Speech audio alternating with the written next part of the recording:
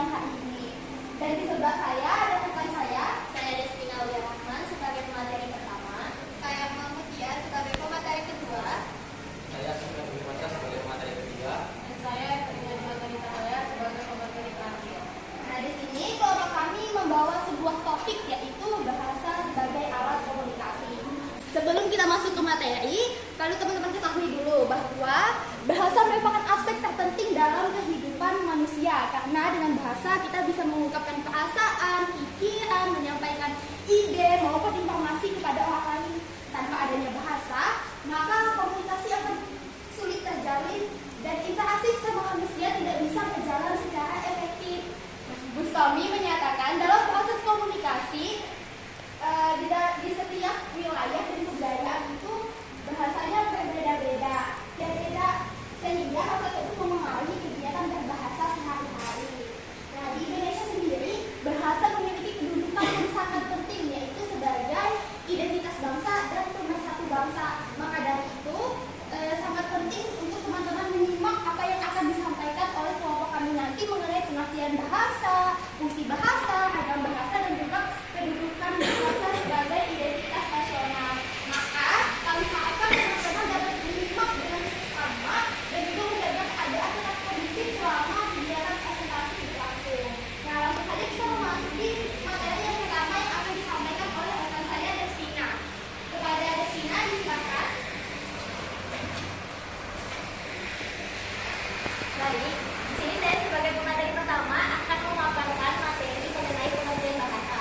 Namun sebelum saya memaparkan pengertian bahasa, kita harus tahu dulu istilah bahasa dari berbagai negara. Ternyata teman-teman, istilah bahasa sendiri memiliki penyebutan berbeda-beda dari berbagai negara. Dalam bahasa Arab disebut lugah dan dalam bahasa Latin disebut lingua. Dari bahasa itulah berkembang menjadi lingua dari Spanyol, langue dari bahasa Prancis, serta language dalam bahasa Inggris. Jadi bisa dikatakan semua istilah bahasa itu berasal dari kata yang sama, yaitu lingua.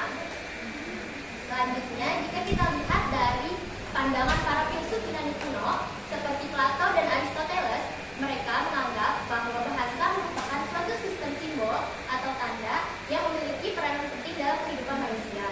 Menurut mereka, bahasa selalu hadir di setiap aspek kehidupan, baik itu ilmu kesehatan, seni, maupun kehidupan sosial. Meskipun mereka memiliki perbedaan pendapat mengenai apakah bahasa mencerminkan suatu kenyataan atau tidak, tetapi mereka sepakat bahwa bahasa memiliki peranan yang sangat penting dalam kehidupan manusia. Selanjutnya, pengertian bahasa. Menurut Syamsuddin yang dikutip oleh Lina Devianti pada tahun 2019, ada dua pengertian utama bahasa. Yang pertama, bahasa digunakan untuk mengekspresikan perasaan, pikiran, serta tindakan manusia dan juga menjadi media untuk saling mempengaruhi. Yang kedua, bahasa juga mencerminkan jati diri bangsa serta tingkat keberadabannya. Jadi, bahasa tidak hanya digunakan untuk berbicara, tetapi juga menjadi bagian dari identitas manusia serta bangsa. Selanjutnya, sebagai alat komunikasi. Sebagai alat komunikasi, bahasa memiliki peranan yang sangat besar. Bahasa digunakan untuk berinteraksi, bekerja sama, serta bertukar pikiran. Setiap daerah memiliki dialeknya yang berbeda-beda, namun kita memiliki bahasa nasional, yaitu bahasa Indonesia untuk menyatukan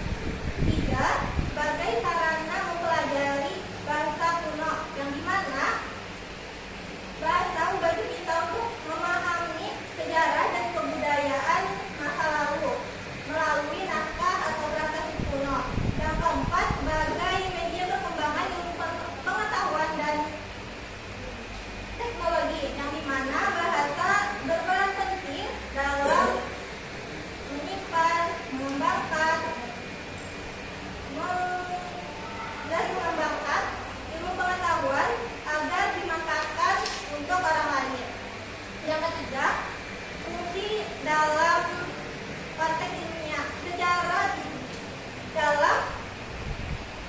dalam bidang ilmiah, bahasa berfungsi untuk menyampaikan hasil pemikiran dan penelitian secara sistematik, objektif, logis, serta dapat dipertanggungjawabkan. Ciri-ciri bahasa yang pertama, menggunakan tata bahasa dan ejaan yang benar (EDB). Yang kedua, menggunakan tulisan yang harus logis, padat, jelas, serta tidak menimbulkan makna yang ganda. Yang ketiga, bahasa bersifat objektif dan tidak emosional.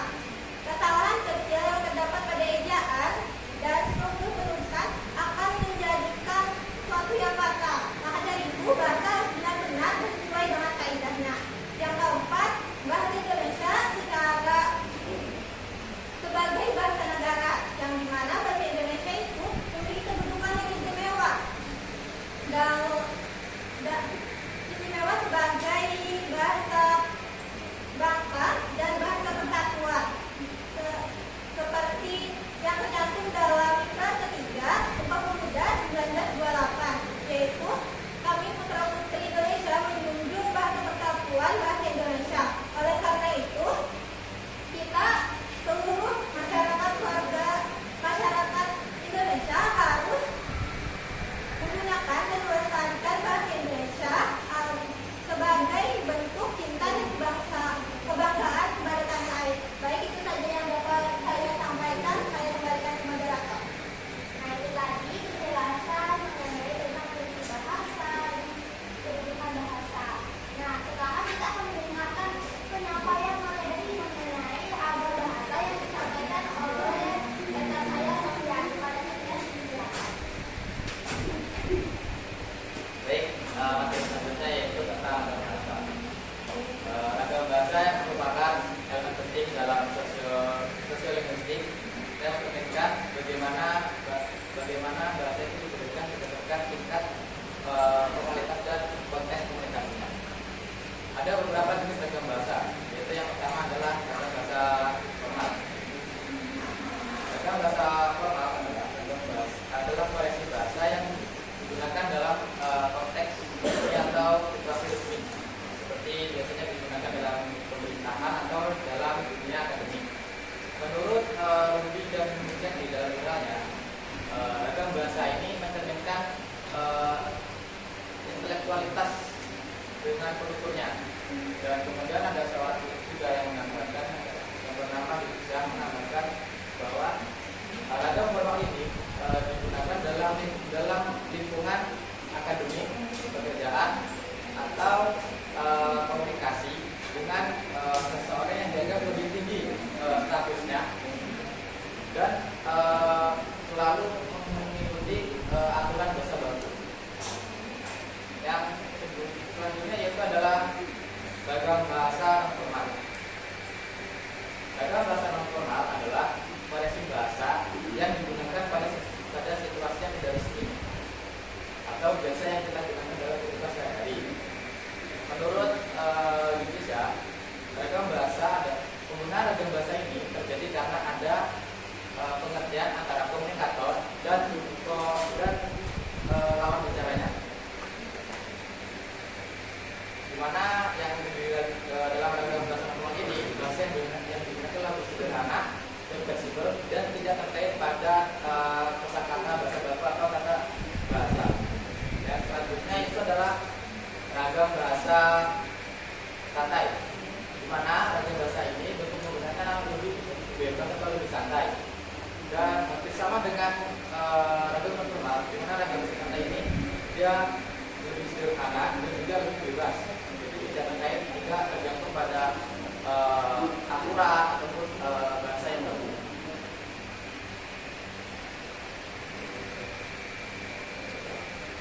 Mungkin itu materi dari saya.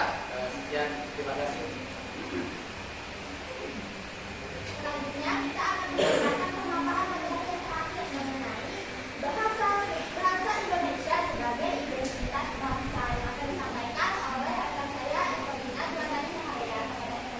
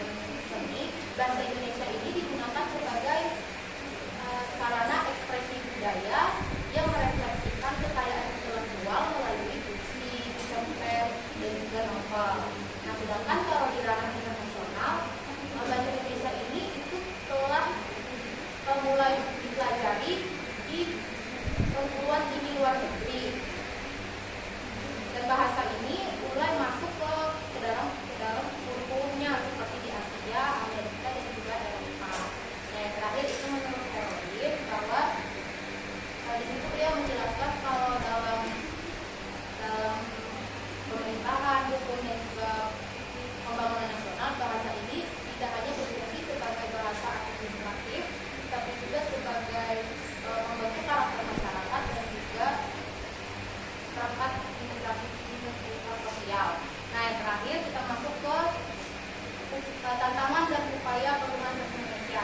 Jadi dominasi bahasa asing ke dalam bahasa Indonesia itu banyak upaya di dunia bisnis, pendidikan, dan juga media sosial. Karena media sosial itu seringkali membuat sebagian banyak masyarakat Indonesia itu jadi kurang bangga dalam menggunakan bahasa Indonesia dengan baik yang benar. Ditambah lagi penggunaan bahasa asing dan juga campur kode di kalangan remaja itu bisa menggeser fungsi bahasa Indonesia sebagai alat komunikasi yang baku.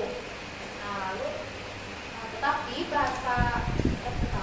era digitalisasi ini itu memberikan banyak peluang kalau kita gunakan secara kreatif.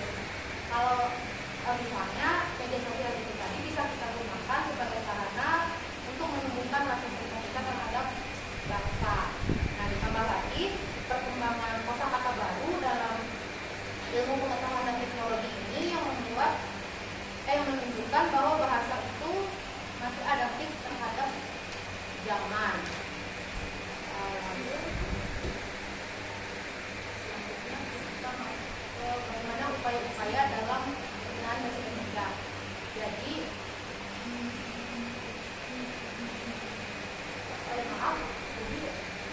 dalam bulan 2019 itu juga dia menjelaskan bahwa berbeda seperti di negara-negara lain seperti di Kanada, Belgia, dan India itu pernah menghadapi konflik bahasa. Sementara bahasa Indonesia ini belum pernah, karena Indonesia ini berhasil menjaga persatuannya lewat satu bahasa. Jadi keberhasilan inilah yang membuat kita orang Indonesia harus bangga, dan juga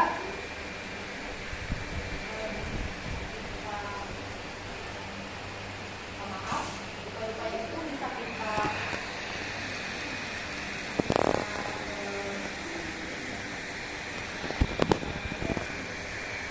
lakukan dengan konsistensi dalam kebijakan seperti kebiasaan penggunaan bahasa Indonesia di ruang publik. Nah, itu saja yang dapat saya sampaikan. Terima kasih.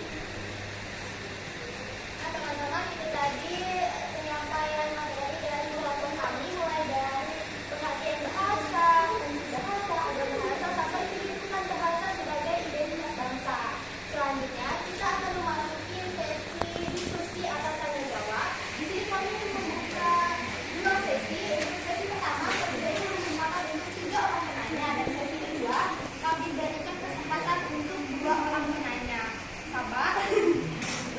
Bagi teman-teman yang ingin bertanya, silakan mengangkat tangan. Terus terus berdiri, mengenalkan nama dan menyebutkan dari kelompok apa. Bagi yang ingin bertanya, disilakan.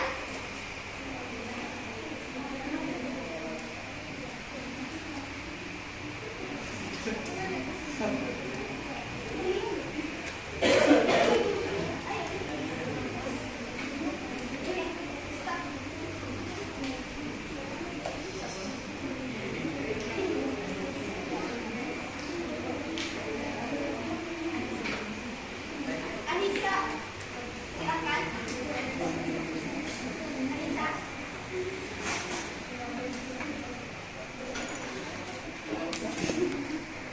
Baik, terima kasih atas kesempatannya. Perkenalkan, nama saya Anissa, saya dari kelompok belajar Diwantara. Dengan pertanyaan, mengapa bahasa dikatakan bukan hanya sarana penyampaian pesan, tetapi juga media yang membentuk hubungan sosial?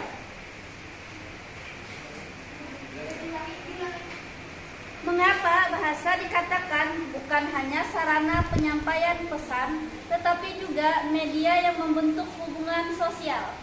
Baik, terima kasih atas pertanyaannya. Rekan-rekan nomor satu apa mau langsung dijawab atau kita langsung dulu? Boleh langsung jawab. Silakan. Saya akan menjawab pertanyaan dari Anissa. Boleh diulang pertanyaannya?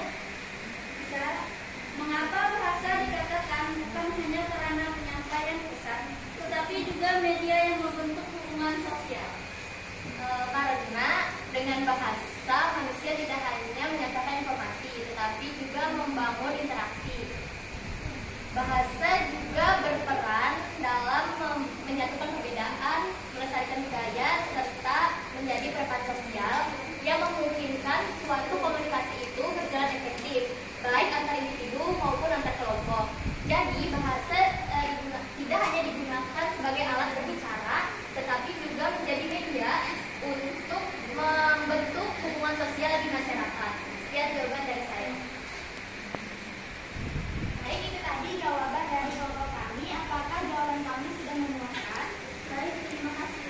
Bagi teman-teman yang ingin menambahkan atau punya pendapat lain mengenai jawaban yang diberikan untuk pertanyaan Anissa, kami persilahkan. Apakah ada?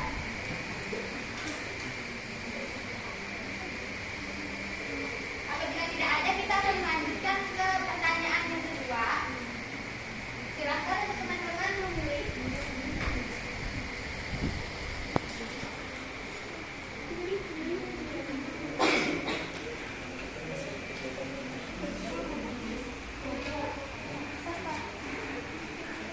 Baik, silakan kepada Sasa untuk berdiri, memperkenalkan nama dan sebutkan dari kelompok berapa.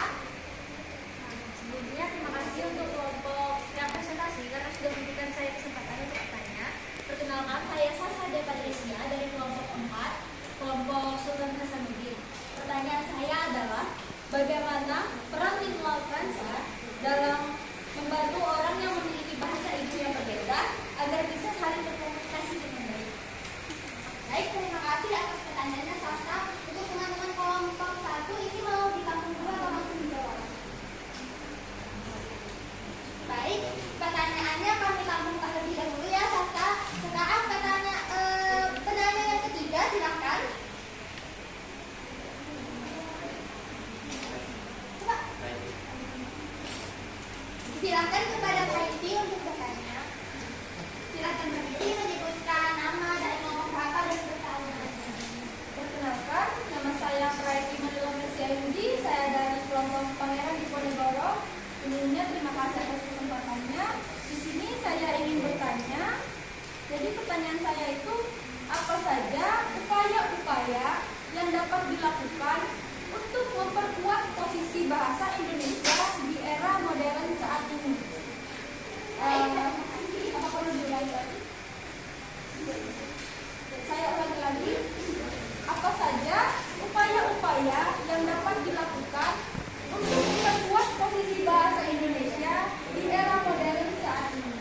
Oke, terima kasih atas pertanyaannya. Teman-teman, apa ini mau dijawab atau langsung ditampung dulu? Kami minta waktu untuk mendiskusikan jawabannya.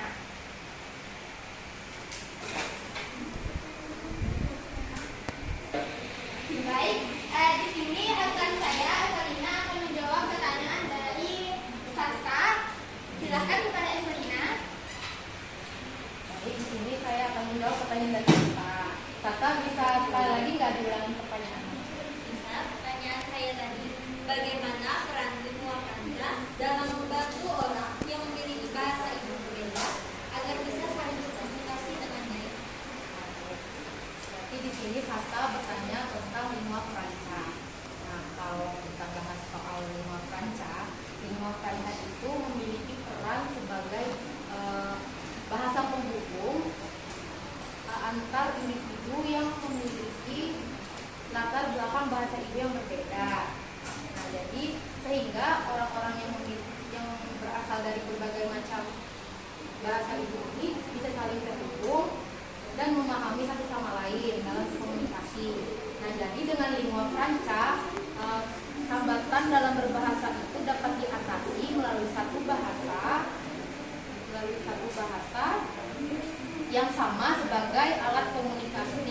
sebagai media komunikasi. Nah, contohnya seperti bahasa Indonesia. Bahasa Indonesia ini kan disebut lingua franca karena melalui bahasa Indonesia saya yang Dayak ini mungkin bisa berbicara sama kamu yang mungkin dari Jawa. Lalu kalau misalnya contoh lain itu bahasa Inggris. Bahasa Inggris itu kan berarti lingua franca antar dunia karena dari berbagai negara itu bisa saling terhubung dalam satu bahasa yaitu bahasa Inggris. Seperti itu. Apakah Sasta? Jawaban saya bisa diterima oleh Sasta? Baik, terima kasih. Ini tadi jawaban dari kelompok kami mengenai pertanyaan Sasta mengenai lingua franca. Nah, apakah jawaban dari kelompok kami sudah memuaskan? Teman-teman yang lain kami berikan kesempatan apabila ada yang ingin menambahkan jawaban atau mempunyai pendapat yang berbeda mengenai pertanyaan Sasta tadi, kami silakan.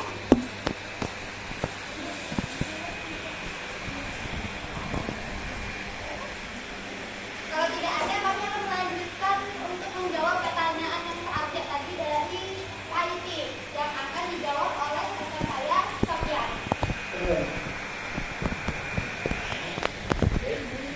Di sini saya ada pertanyaan dari KIC tentang apa saja upaya-upaya yang dapat dilakukan pada era modern. Bahasa di era modern. Ada beberapa upaya. Ini menurut saya pribadi ya. Jadi untuk yang pertama itu adalah kebijakan pemerintah. Mungkin dari program pemerintah itu ada upaya yang dimana mereka untuk membuat upaya bahasa itu semakin relevan dan semakin konsekuensi ke depannya. Yang kedua itu adalah karena sekarang sudah masuk ke era digital modern, jadi sekarang bisa saja kita upaya menggunakan media digital, di mana kita bisa membuat video pembelajaran tentang berbahasa, sehingga kita membuat buku ataupun kita PowerPoint atau jenis pembelajaran berbasis digital lah. Kita bisa memperkenalkan bahasa kita itu secara merata di dunia digital. Apakah bisa kami tahu sudah memasukkan training? Baik, terima kasih pada Sofian atas jawabannya dan terima kasih kepada Putri atas pertanyaannya. Teman-teman yang lain kami berikan kesempatan apabila ada yang ingin menambahkan mengenai upaya untuk menjaga bahasa Indonesia di era modern ini. Silakan bagi teman-teman yang ingin menambahkan. Silahkan kepada Kak Ari. Perkenalkan, nama saya Karina Salitama. Saya berasal dari kelompok Pangeran Diponegoro. Di sini saya ingin menambahkan upaya yang mungkin apa sih pertanyaan dari Prensis dulu? Pertanyaannya, apa saja upaya-upaya yang dapat dilakukan untuk memperkuat posisi bahasa Indonesia di era modern saat ini? Nah, itu kan untuk memperkuat di era modern. Kalian tahu nggak apa itu kayak karya ilmiah atau sastra dalam bahasa Indonesia? Nah, itu kan sering diajarkan dalam lomba-lomba kan bikin karya ilmiah, sastra Indonesia. Itu adalah salah satu untuk memudahkan generasi Indonesia meningkatkan kemampuan bahasa Indonesia kita di dalam karya ilmiah itu sendiri. Di mana karya ilmiah itu sendiri dan sastra dalam bahasa Indonesia itu sendiri mengandung bahasa-bahasa yang indah seperti Bapak Diplan waktu itu jelaskan. Nah, sekian aja sih dari saya. Terima kasih. Terima kasih kepada Kak Ari atas tambahan jawabannya. Sesi pertanyaan yang pertama ini sudah berakhir. Kita akan memasuki sesi tanya jawab yang kedua, di mana kami memberikan dua kesempatan bagi dua orang penanya. Kita silakan bagi yang ingin bertanya.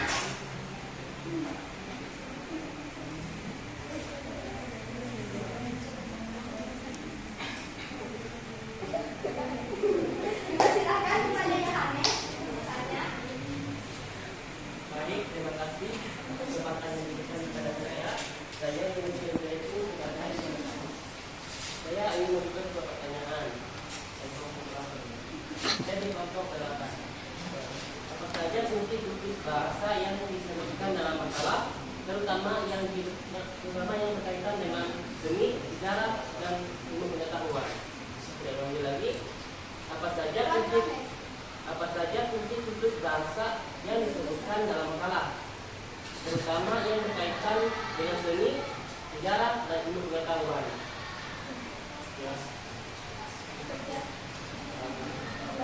Baik, terima kasih kepada Yohanes atas pertanyaannya. Pertanyaannya mau dijawab atau kita tampung terlebih dahulu? Nah, pertanyaannya kami tampung terlebih dahulu ya, Yohanes. Sekarang penanya yang terakhir, disilahkan.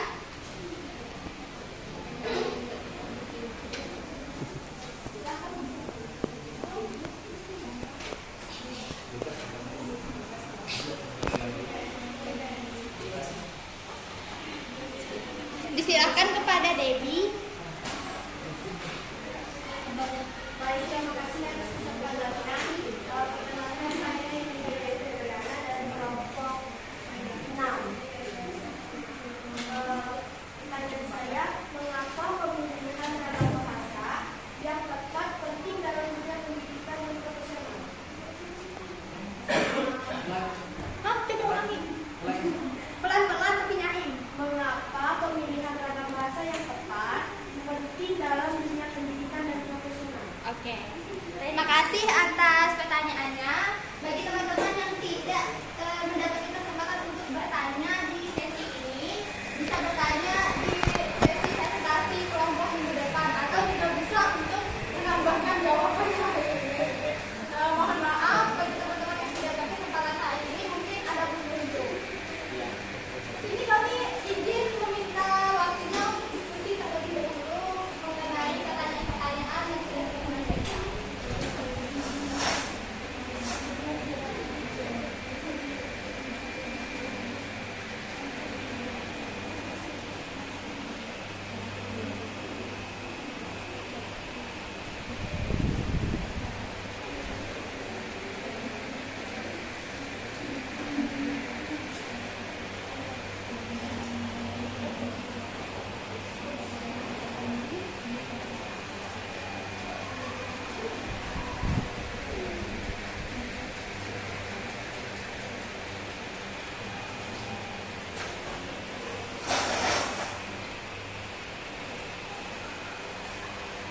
Baik, apakah yang bisa jawab pertanyaannya tadi? Apa saja fungsi khusus bahasa yang disebutkan dalam makalah, terutama yang berkaitan dengan seni, sejarah, dan ilmu pengetahuan. Yang fungsi khusus bahasa dalam seni, sejarah, dan ilmu pengetahuan. Baik, yang sudah saya jelaskan tadi, fungsi khusus bahasa itu sebagai sarana seni sastra, yang mana bahasa berfungsi menjadi media mengekspresikan perasaan dan keindahan melalui karya seni sastra. Contohnya itu puisi, cerpen, maupun novel. Yang kedua, sebagai sarana mempelajari bahasa kuno, yang dimana bahasa digunakan untuk memahami sejarah dan kebudayaan masa lalu melewati naskah atau prasasti kuno. Yang ketiga, sebagai sarana pengembangan ilmu pengetahuan dan teknologi, yang dimana bahasa menjadi sarana penting untuk menyimpan, menyebarkan, mengembangkan ilmu pengetahuan agar bermanfaat bagi masyarakat. Baik, itu saja yang dapat saya sampaikan. Apakah Yohanes dapat menerima? Baik, dapat saya sampaikan kepada Baik, tadi jawaban dari kelompok kami mengenai fungsi bahasa secara umum. Apakah jawaban kami sudah memuaskan, Yohanes? Bagi teman-teman yang ingin menambahkan, silakan untuk menambahkan jawaban untuk pertanyaan Yohanes. Silakan. Jika tidak ada, maka kami akan melanjutkan ke pertanyaan yang terakhir, yaitu pertanyaan dari Debbie mengenai pemilihan agam bahasa yang tepat. Mengapa itu penting dalam dunia pendidikan atau dunia profesional atau dunia kerja? Nah, pertanyaan ini akan saya jawab sendiri. Yang pertama, ketika kita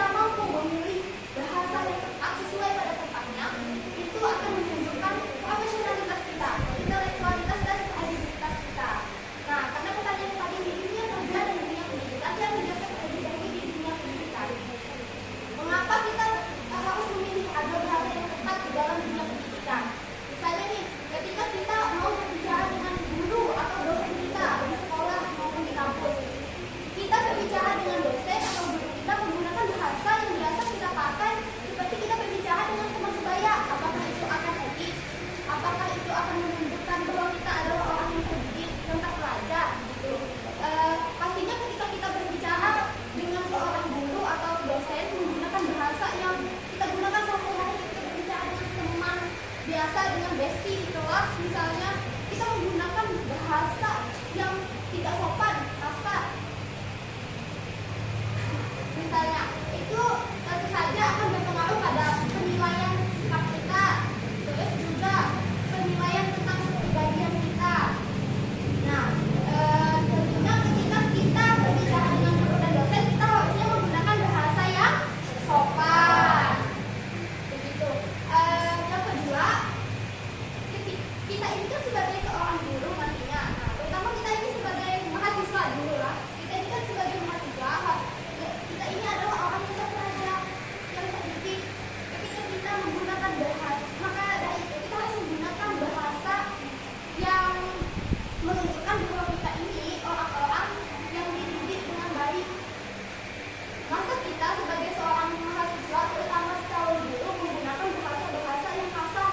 Sebenarnya boleh kita menggunakan bahasa-bahasa yang seperti kita gunakan biasanya, tapi harus pada tempat yang tepat. Misalnya kalau kita nongkrong di kafe, kalau misalnya kita lagi ngumpul-ngumpul seru-seruan bareng teman, ngumpul-ngumpul santai, itu bisa kita menggunakan bahasa yang agak santai tadi seperti yang dijelaskan oleh teman saya. Tapi ketika kita di dalam dunia pendidikan, kita harus menggunakan bahasa yang formal, yang baku, yang sopan, karena sesuai dengan tempatnya juga gitu. Nah, kita juga sebagai calon guru, ini kan nanti akan ditiru oleh siswa kita. Nah, secara tidak langsung kita mengajarkan kepada mereka, oh begini loh caranya bicara dengan seorang guru, begini loh caranya bicara di dalam kelas, begini loh bahasa yang baik dan benar digunakan oleh seorang siswa atau seorang mahasiswa itu. Dan secara tidak langsung itu bisa menjadi salah satu upaya untuk melestarikan bahasa Indonesia, dan itu bisa menjadi salah satu cara untuk menjawab tantangan zaman di mana anak-anak sekarang itu banyak terpengaruh oleh bahasa asing di sosial media. Kayak ya anak-anak sekarang itu kan banyak yang terpengaruh bahasa-bahasa asing, kayak misalnya yang paling ngetren sekarang adalah bahasa Jaksel. Makanya dengan kita menggunakan bahasa yang baik dan benar, secara tidak langsung kita melestarikan budaya bahasa kita, yaitu bahasa Indonesia. Bahasa Indonesia sebenarnya Jaksel itu juga bahasa Indonesia, tapi ada kombinasinya dengan bahasa lain. Sedangkan bahasa Indonesia yang sebenarnya itu bahasa yang baku. Terus ketika kita menggunakan bahasa yang sesuai pada tempatnya, seperti yang saya bilang tadi, itu akan menunjukkan profesional kita, menunjukkan bahwa kita ini orang yang dia ini orangnya cerdas. Karena apa? Karena dia tahu menempatkan posisinya, dengan siapa lawan bicaranya, di mana tempat bicaranya. Gak mungkin loh kita ngomong sama dosen, lo tahu nggak? Gak mungkin loh. Kita tuh pasti kayak, oh bapak, ibu, gitu. Kalau misalnya kita ngomong kayak gitu, kayak so akrab nggak sih? Nah, iya tuh so asik. Terus itu bisa jadi nilai kita bukannya dapat A, malah dapat D. Nah, terus juga kalau di dalam dunia kerja, juga sangat penting untuk kita memilih agam bahasa yang tepat.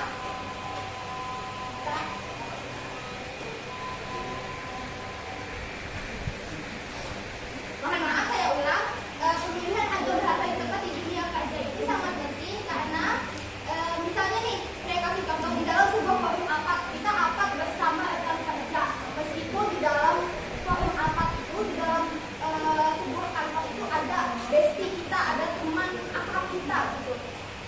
Tapi nggak mungkin loh kalau misalnya kita akrab berhadapan dengan orang-orang penting, kita bicara seakan-akan berbicara yang santai, itu akan menyebabkan kita kehilangan wibawa.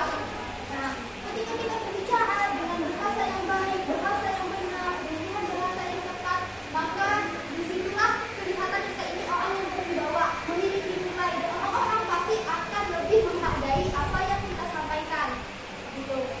Terus juga di dalam sebuah kerja, di dalam sebuah kerja itu kan kita pasti ada yang namanya tujuan. Nah, ketika kita memilih agar bahasa yang tepat, maka tujuan komunikasi kita mungkin akan lebih mudah tercapai, dan ketika memilih bahasa yang tepat itu tadi akan mengurangi yang namanya kesalahpahaman. Ketika kita menggunakan bahasa yang salah, tidak sesuai pada tempatnya, itu akan menjadi bahasa yang apa yang kita sampaikan bisa jadi ambigu, bisa jadi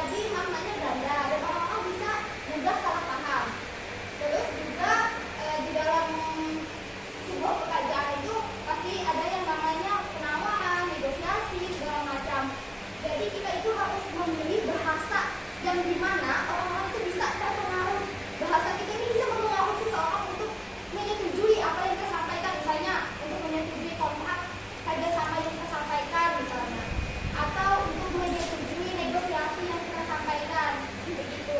Jadi itu tadi mengapa penting untuk kita memilih harga bahasa yang tepat di dunia kerja maupun dunia pendidikan. Sebenarnya bukan hanya di dunia pendidikan dan dunia kerja saja, dimanapun kita berada, dimanapun tempat kita, siapapun lawan bicara kita harus bisa menyesuaikan.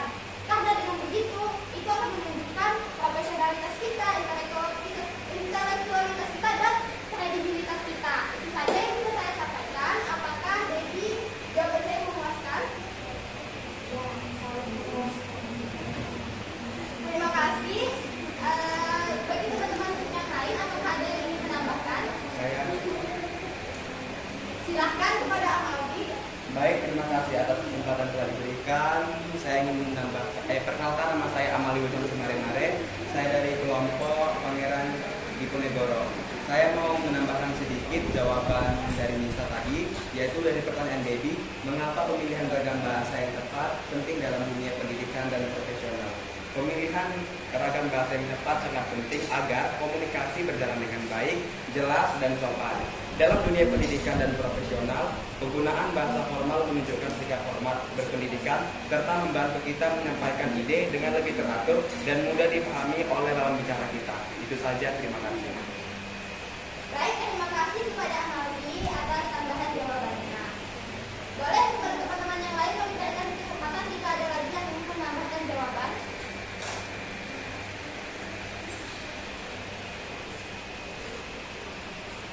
Jika tidak ada, mungkin kita akan memasuki penutup. Nah, terima kasih kepada teman-teman semua atas perhatian dan waktunya. Terima kasih juga kepada teman-teman yang sudah menyimak dengan baik apa yang kami sampaikan dan juga ikut berpartisipasi aktif dalam kegiatan diskusi dan presentasi kita pada pagi hari ini.